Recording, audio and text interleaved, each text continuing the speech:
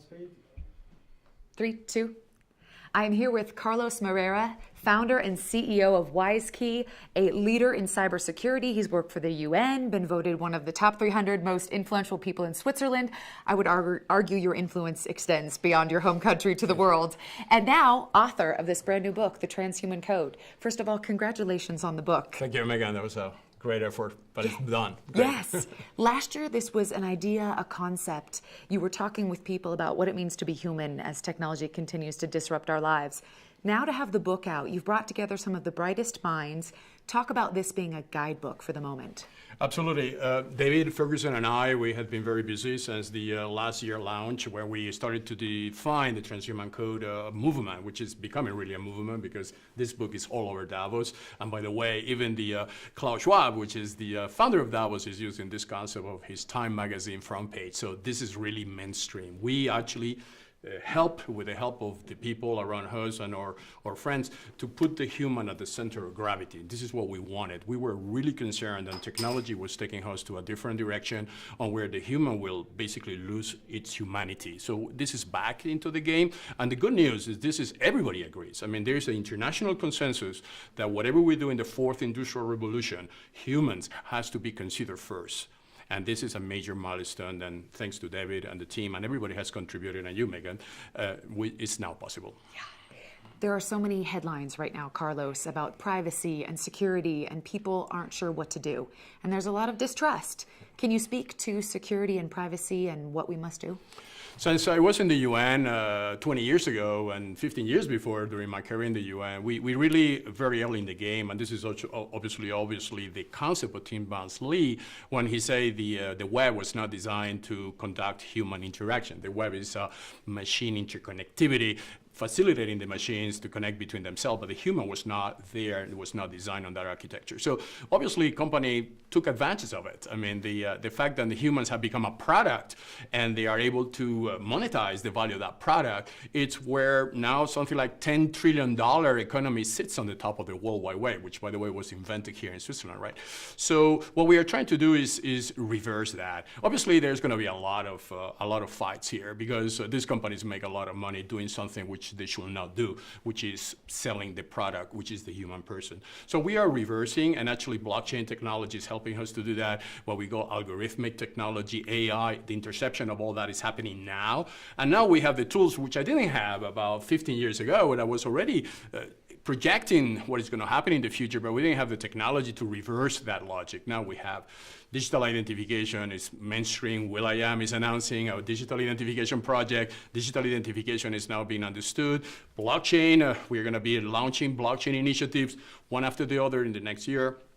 And the interception of that, which is the transhuman code, is the transfer from the power from the machine to the human and put the human at the center of the gravity.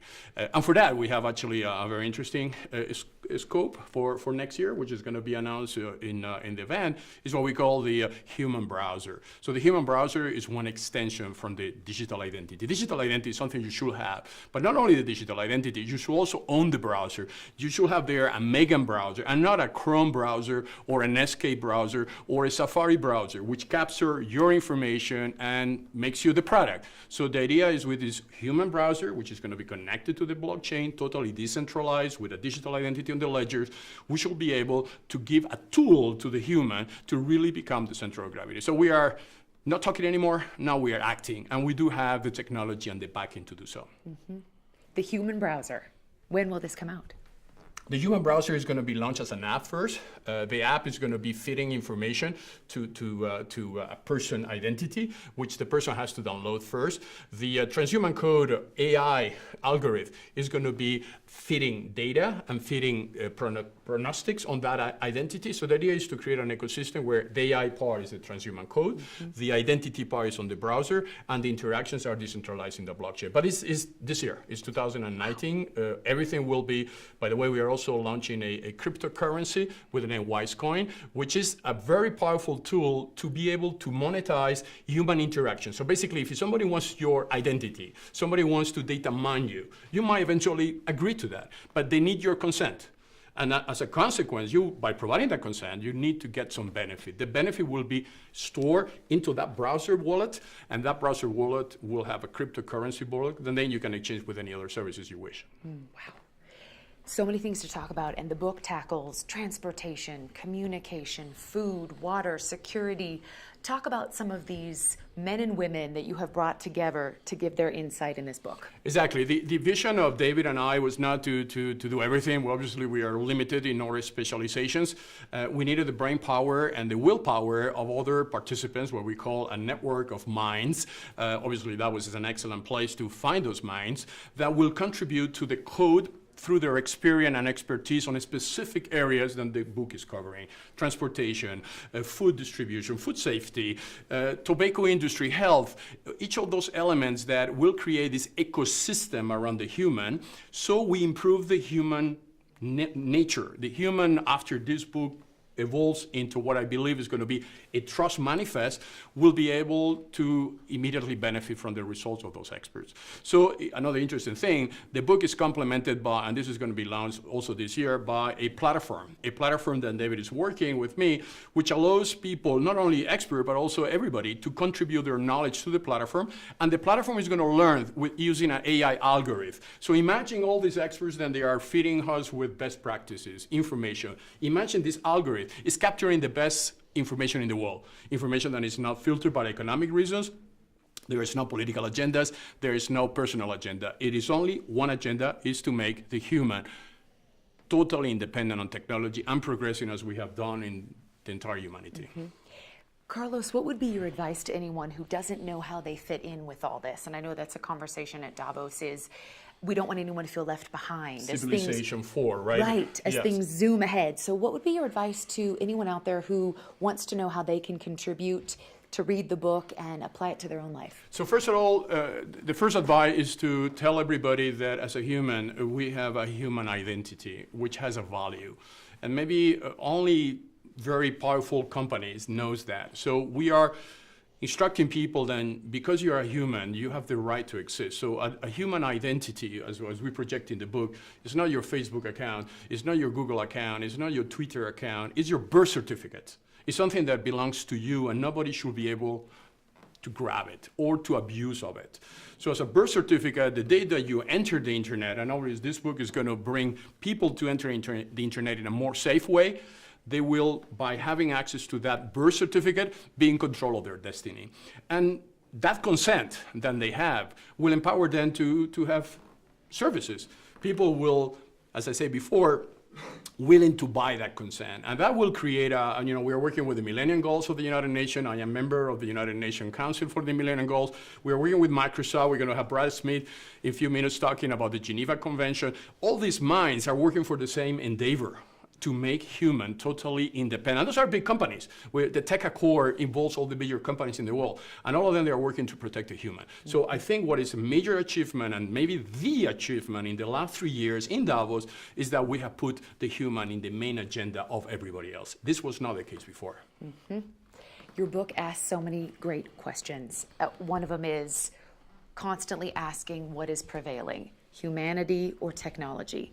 Where are we right now, and what do you see into the future? We're in a very dangerous moment because our biological progression is a linear projection. So we cannot grow exponentially. Your body or bodies has a sequence.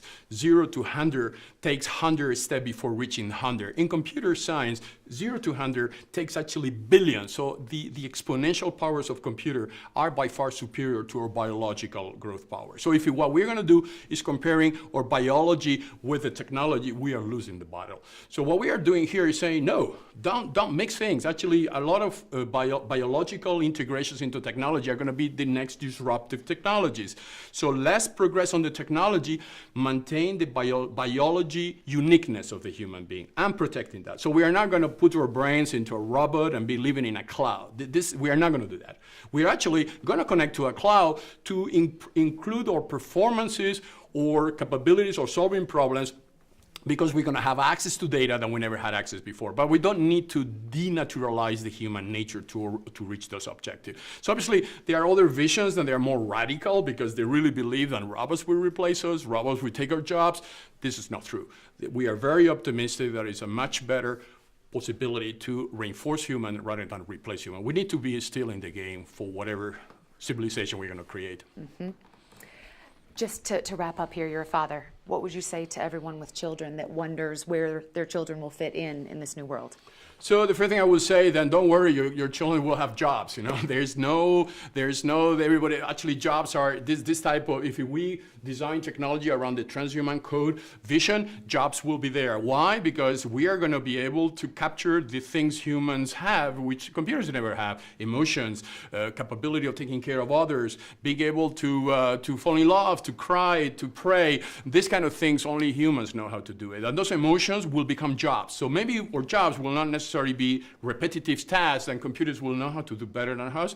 But if we focus on those emotions, if we integrate those emotions into our jobs in the future, humans will be there for a while. But use technology, code, learn to program, integrate technology. Don't be afraid of using technology. Don't be afraid to using social media. It's no point to diabolize social media, but always thinking that you as a human, you are the one in control. You have the tools. It's like playing piano. You need a pianist. You need to know how to learn, and you cannot do it without piano, right? Piano is the tool, is the instrument, but does not replace the person. Yeah.